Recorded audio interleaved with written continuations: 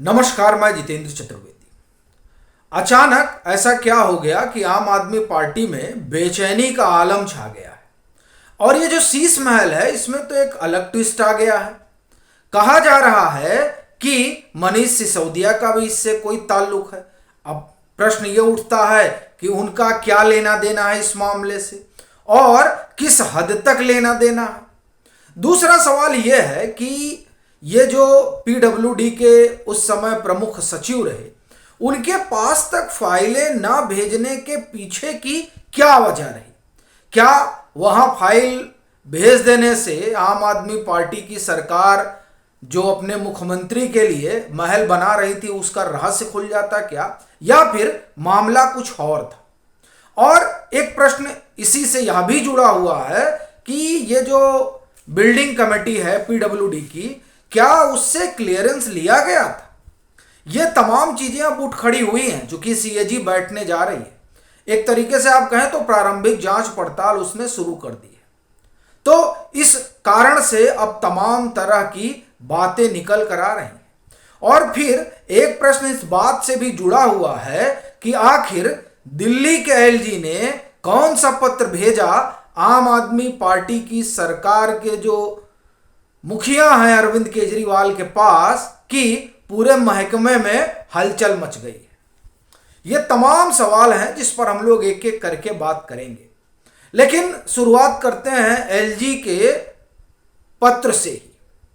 चूंकि आम आदमी पार्टी की सरकार और उनके जो मंत्री हैं वो दिल्ली के एलजी को लेकर खासा नाराज रहते हैं और उनका जो तोप है वो हमेशा एलजी की तरफ ही रहता है। कारण साफ है कि एलजी साफ और स्पष्ट तौर पर वो सवाल खड़ा करते हैं जो आम आदमी पार्टी की सरकार को चुभता है और इसीलिए वो एलजी से खार खाए रहते हैं। आपको ख्याल होगा जब एलजी ने शीश महल को लेकर मुख्य सचिव से कहा था कि आप 15 रोज में रिपोर्ट हमको दीजिए, तब आतिशी ने मुझे लग रहा है 3-4 पेज का पत्र लिख डाला था कि आप जो है हस्तक्षेप कर रहे हैं हमारे अधिकार क्षेत्र में। तो अभी ये जो मामला है जिस पे एलजी ने पत्र लिखा है, एक तो उन्होंने सीधे सीधे जो मंत्री हैं आतिशी उनकी शिकायत की और वो दरअसल इस बात को लेकर है कि अभी जो वहाँ पर बिजली की रेगुलेटरी अथॉरिटी है उसके जो चेयरमैन बने, अब उनका शपथ ग्रहण कब होगा यही नहीं तय हो पा रहा था। और बड़ी चीज़ है कि उन्हें राष्ट्रपति ने बाकायदे उनका चुनाव किया है, तो स्वाभाविक है कि अगर मंत्री समय ही नहीं दे रहे हैं तो ये किसकी अवहेलना मानी जाए। ये तो यही हो गया ना कि संविधान सम्मत काम ही नहीं कर रहे हैं। खैर, तो जब पत्र गया तो उस पत्र के बाद कहा जा रहा है कि संभवतः तारीख वगैरह आ गई है। लेकिन बड़ी चीज़ ये है कि किस तरह की परिस्थिति जो है वो दिल्ली में है कि सरकार हमेशा एलजी से मुकाबिल ही रहती है। अब आते हैं हम लोग उस शीश महल पर जिसकी जांच सीएजी ने शुरू कर दी है। और देखिए, एलजी से नाराज होने का तो एक ये बड़ा कारण है ही है, और फिर शराब घोटाले का भी फाइल उन्होंने ही आगे बढ़ाया था कि इसकी सीबीआई जांच करे। अब ये जो शीश महल की ऑडिट जो है वो सीएजी करने जा रहा है, तो उसके लिए भी 24 मई को पत्र लिखा था एलजी ने। लेकिन जो बड़ी चीज है वो ये कि इसमें मनीष सिसोदिया की क्या भूमिका है, क्योंकि ये तो अपने आप में एक बड़ी घटना हो गई है कि ये बड़े वाले राजदार हैं अरविंद केजरीवाल के। मतलब ये शराब घोटाले में भी और अब यहाँ भी, तो कहीं फाइल वगैरह तो यहीं से नहीं लीक हो गई। ये देखिए, ये बड़ा सवाल उठ रहा है। पहले तो इस तरह की चर्चा हुआ करती थी, तो कम से कम मैं निजी तौर पे इन चीज़ों को लेकर इस तरीके से नहीं देख रहा था कि नहीं इस तरह से कैसे हो सकता है। लेकिन अब जब ये कहा जा रहा है, जो रिपोर्ट आई है, और ये इंडिया टुडे की रिपोर्ट है, और वो दरअसल विजिलेंस ने जो एक रिपोर्ट बनाकर भेजी एलजी को, तो उसमें तमाम चीज़ें हैं। तो ये भी है कि दरअसल जो अप्रूवल वगैरह हुआ वो तब पीडब्ल्यूडी जो है मनीष सिसोदिया के पास था। तो क्या ये जो फाइल वगैरह निकल कर आई इसमें उनकी भी कोई भूमिका रही, या ये कहा जाए कि अप्रत्यक्ष तौर पर रही। उन्हीं के इशारे पर अधिकारियों ने सारा भांडा फोड़ दिया। अब जो भी रहा हो, लेकिन ये बड़ी बात है कि अप्रूवल उनके समय में हुआ। एक दूसरा, आपको ख्याल होगा कि जब ये सारा 18 विभाग इन्हीं के पास था, उस समय एलजी पर बड़ा हमला किया करते थे मनीष सिसोदिया, इस बात को लेकर कि जो फाइलें हैं विभाग की वो बिना मंत्री से पूछे एलजी के पास चली जाती हैं और बिना मंत्री से पूछे अधिकारी बदल दिए जा रहे हैं। ये तमाम बातें उस समय उठती थी। तब ये एक कौतूहल का विषय रहता था कि आखिर में अगर पीडब्ल्यूडी का सेक्रेटरी कोई और बन ही जाता है तो क्या फर्क पड़ जाता है। लेकिन अब जो रहस्य खुल रहा है वो बताता है कि ये फर्क कितना पड़ता, इसी बात से तमाम कवायद हो रही थी। तो क्या हो रही थी, देखिए 10 करोड़ से ऊपर का अगर कोई भी फाइल है तो उसके अप्रूवल के लिए आपको प्रमुख सचिव पीडब्ल्यूडी के पास जाना पड़ेगा। इसीलिए जो तमाम टेंडर हो रहा था वो टेंडर 10 करोड़ से नीचे का रखा जा रहा था, क्योंकि 10 करोड़ से ऊपर में आपको पीडब्ल्यूडी सेक्रेटरी के पास जाना है और पीडब्ल्यूडी सेक्रेटरी कहीं ये बात अगर एलजी को बता दें, वो मुख्य सचिव को बता दें दिल्ली, तो और या वो चले ही गए, मान लीजिए उनका ट्रांसफर वगैरह हो गया, क्योंकि इनके हाथ में तो है नहीं कुछ, अब उनका ट्रांसफर हो गया, वो जाके कहीं बता दिए तो फंस जाएंगे सब। तो इसलिए ये बात प्रमुख सचिव तक पहुंचने ही नहीं दी जाती थी पीडब्ल्यूडी के। अब आप देखिए क्या क्या खेल चल रहा था और ये तमाम चीजें अब जो है छन छन कर बाहर आ रही हैं। फिर ये भी आया कि ये जो वहां पर कमेटी है उस कमेटी से अप्रूवल लेना पड़ता है।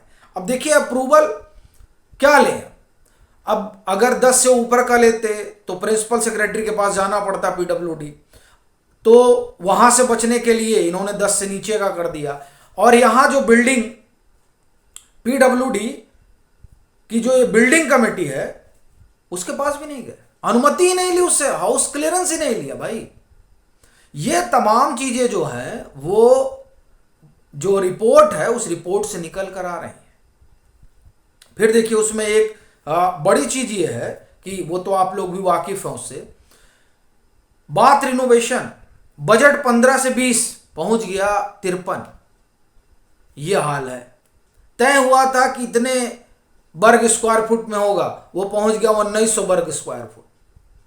अब इन तमाम चीजों की जो जांच होगी वो जांच क्या उसमें मनीष सिसोदिया तक पहुंचेगी उसकी आंच, क्योंकि अब कहा जा रहा है भाई देखिए पीडब्ल्यूडी में उस समय अप्रूवल इन्होंने दिया था।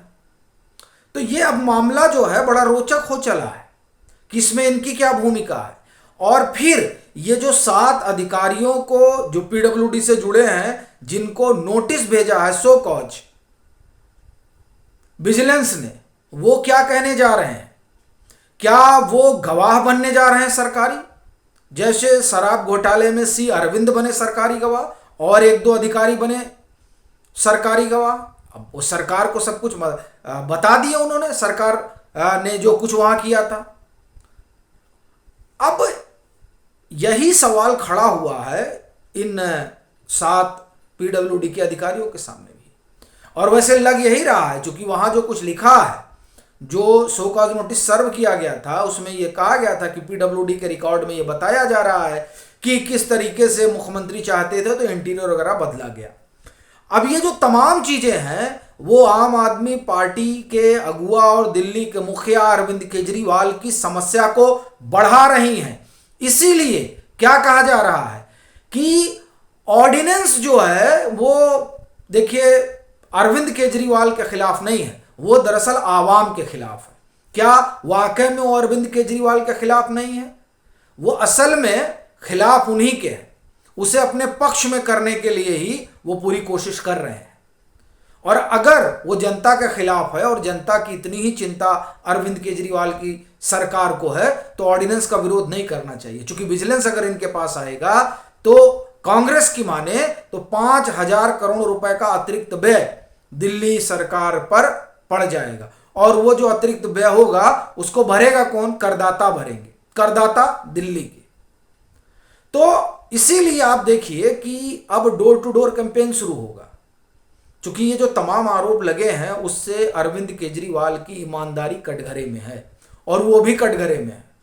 और अकेले चुनाव लड़ने जा रहे हैं दिल्ली में, तो अगर चुनाव जीतना है तो ये बताना होगा कि हम ईमानदार हैं। और ये जो ईमानदारी बताने चले हैं और ये शोर मचा रहे हैं कि नहीं ये हमारे खिलाफ नहीं है, दरअसल वही इस बात की मुहर लगा रहा है कि जिस तरह के सुराग आए हैं उस सुराग ने आम आदमी पार्टी में हाहाकार मचाया हुआ है। बाकी आपकी अपनी क्या राय है जरूर साझा करें। मतांतर से नहीं जुड़े हैं तो जुड़े, वीडियो को लाइक करें और खूब शेयर करें।